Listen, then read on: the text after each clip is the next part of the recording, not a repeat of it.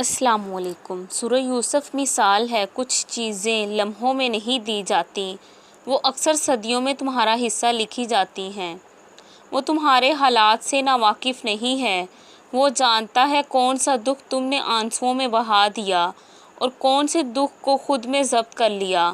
اس نے دیکھا ہے تمہارے دل کا ہزاروں ٹکڑوں میں ٹوٹ کر بکھر جانا، وہ بھولا نہیں ہے تمہارے اذیت طویل سجدوں کی کیفیت کو۔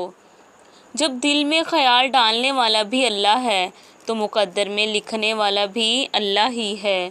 ہمارے جسم پر اتنے بال نہیں ہیں جتنے احسانات ہمارے اوپر حضور اکرم صلی اللہ علیہ وآلہ وسلم کے ہیں۔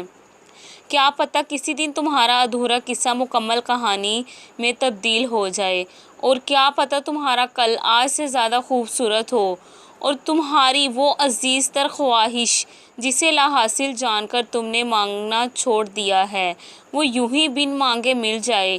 وہ ان دلوں کو بھی قرار دے دیتا ہے جن کا حال اس کے سوا کوئی نہیں جانتا، اور جن کو یقین ہو نا کہ اللہ بہت غور سے سنتا ہے، تو وہ اپنی کہانیاں کسی اور کو نہیں سناتے، بس صبر کرتے ہیں، انتظار کرتے ہیں۔ اس لیے یقین رکھو اللہ ادھورے قصے مکمل کرنے پر قادر ہے۔